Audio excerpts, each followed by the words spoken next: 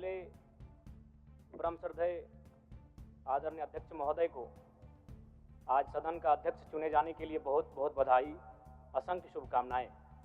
और आपके पोशाक से शायद परिचित हो रहा है कि आपने कुछ खोया है, और ये सदन के साथ साथ मैं भी आपके इस दुख की घड़ी में सहानुभूति प्रकट करता हूं। अध्यक्ष महोदय, तमाम विपक्ष के साथियों ने विशेष बात को रखा कि जो सरकार होती है संभवतः उनसे अगर कुछ त्रुटि हो भी जाती है तो उसके बचाव में खड़ी अपने आप को पाती है। तो इसलिए अगर आप वास्तव में अगर झारखंड राज्य की समस्याओं से परिचय होना चाहते हैं तो आपको विपक्ष में बैठे और नए विधायक जो चुनकर आए हैं उन्हें आपको बेहतरीन अवसर देने का प्रयास करना होगा।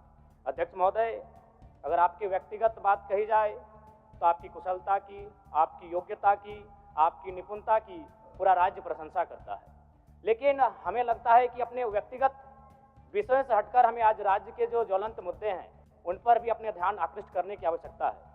अध्यक्ष महोदय, मैं झारखंड लोकतांत्रिक क्रांतिकारी मोर्चा अपने पूरे संगठन की ओर से आपको बधाई देता हूं और आपसे विशेष मांग करता हूं, चूंकि मैं जिन परिस्थितियों से यहां तक चुनकर आया हूं, कहीं ना कहीं राज्य के शोषित वंचित लोगों की एक बहुत बड़ी अपेक्षाएं हैं।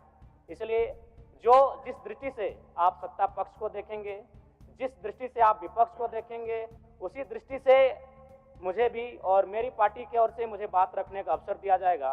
मैं आपसे ये मांग करता हूं, क्योंकि आज जो हमें बात को रखने का अवसर दिया गया है ये बधाई है।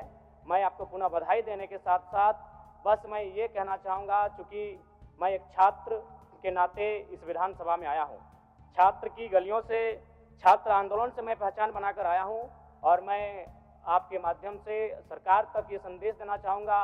अभी सीरियल के मामले को लेकर झारखंड के लाखों अभ्यर्थी सड़कों पर हैं। आप सदन से बाहर एक बार उनसे मिलें, वो आपके ही बच्चे हैं, इस राज्य के बच्चे हैं, और आप उनको संतुष्ट करें, आप उनसे मिलें, उनसे बातचीत करें और इस समस्या का निदान करने का प्रयास करें।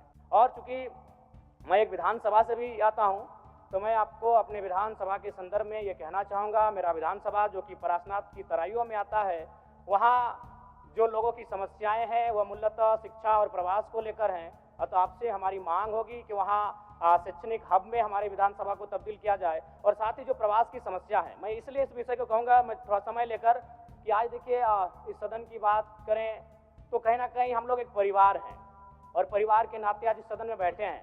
लेकिन मैं जिस विधानसभा क्षेत्र से आता हूं उसके आसपास के विधानसभा क्षेत्रों की एक घटना है। अभी कैमरून में 45 मजदूर फंसे हैं, तो मैं सदन बधाई के बीच में आपका ध्यान आकृष्ट करना चाहूँगा। ये गंभीर विषय है और वे रोते रोते टेलीफोन किए हुए थे कि उनको पानी की, केवल पानी पीकर वो कई दिनों से अपना दिनचर्या को काट रहे हैं।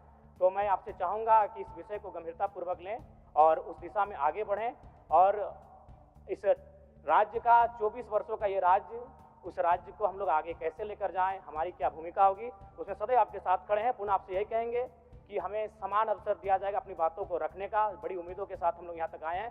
पुनः आपको माननीय अध्यक्ष चुने जाने पर बहुत बहुत बधाई, बहुत बहुत शुभकामनाएं, और साथ ही साथ आपने जो शायद अपने पिता को खोया है, पुनः उसके प्रति हम ढांढस, शोक, संवेदना व्यक्त करते हैं। धन्यवाद। जोहार। झारखंड के तमाम शहीदों को नमन, वंदन। जय झारखंड, जोहार झारखंड। माननीय मुख्यमंत्री जी, माननीय मंत्रीगण, सभी दलों के माननीय नेतागण, सभी माननीय सदस्यगण, मुझे सर्वसम्मति से पुनः इस सदन के अध्यक्ष के रूप में दायित्व निर्वहन करने का अवसर प्रदान किया। इसके लिए मैं आप सबों का हार्दिक आभार व्यक्त करता हूँ।